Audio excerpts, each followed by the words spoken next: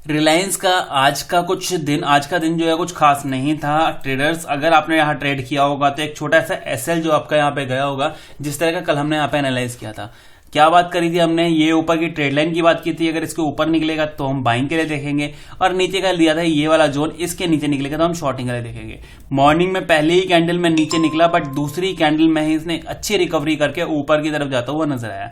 तो उम्मीद करता हूं यहाँ पे आपने छोटा सा एक एसएल जरूर दिया होगा इसको, अगर आपने यहाँ पे ट्रेड की होगी तो।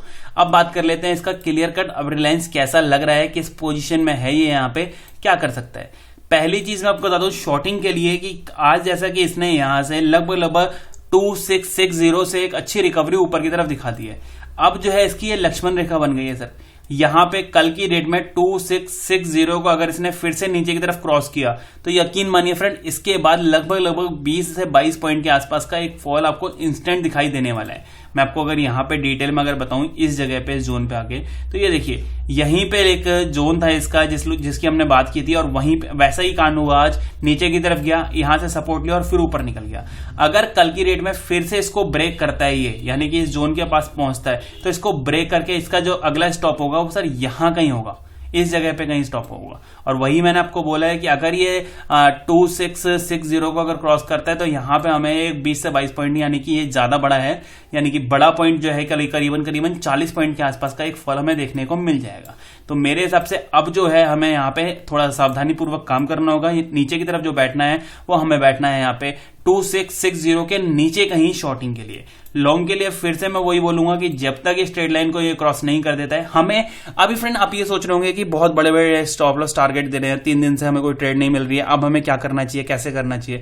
फ्रेंड यकीन मानिए आपका कैपिटल यहाँ पे सिक्योर हो रहा है। यहाँ देखिए, अच्छा एक चीज बताइए, जब यहाँ पे प्रॉफिट मिला था, कितना अच्छा प्रॉफिट मिला था, जब यहाँ थाउजेंड्स में यहाँ पे प्रॉफिट मिला था। आज जो लॉस हुआ है ये कितना लॉस हुआ है, कुछ हंड्रेड्स के अंदर। यानी कि अगर इसके कंपैरिजन में इसका कंपेयर करें तो यहाँ पे कुछ मेरे हिसाब से 0.2% के आसपास में क्या होगा, यानी कि 20% के आसपास में आपका ये लॉस जो है यहाँ पे क्या होगा। तो बस हमें वही करना है कि हमें प्रॉफिट्स बढ़ाने हैं, लॉस कम करने हैं, इसके लिए हमें अपना कैपिटल सिक्योर करना है। और वो ऐसे ही करेंगे क्योंकि काफी बड़े बड़े आप यहां देख सकते हैं एक रेंज बना रखी है इसने। अगर इसको ब्रेक करता भी है तो यहां पे हमारे पास नीचे की तरफ सपोर्ट है, अगर ऊपर ब्रेक करते हैं तो यहां पे रेजिस्टेंस है। तो मेरे हिसाब से जब तक ये अपने सपोर्ट रेजिस्टेंस को अच्छे से ब्रेक नहीं कर दे, हमें यहाँ पे ट्रेड बिल्कुल भी नहीं करनी है। उसी लिए मैं आपको बोल रहा हूं कि यहाँ पे हमें थोड़ा सा सावधानी पूर्वक काम करना होगा। नीचे ये लेवल मैंने आपको बता दिया 2660, इसके नीचे ही हम यहाँ पे शॉर्टिंग के लिए देखेंगे। और लॉन्ग के लिए आपको बता ही दिया, जैसे ही ये यहाँ पे एक ट्रेड लाइन चल रही है इसके ऊपर ही हम यहाँ पे लॉन्ग देखेंगे। लॉन्ग के लिए और शॉर्ट के लिए आपको टारगेट नीचे का बता ही दिया मैंने 2660, और ऊपर का है सर यहाँ पे लगभग 2720 और नीचे की तरफ है 2760, और बीच में बचे 60 पॉइंट के आसपास में नो ट्रेडिंग जोन है सर। यहाँ पे कोई भी ट्रेड इस बीच में नहीं होनी चाहिए, क्योंकि ये जो है नो ट्रेडिंग जोन है।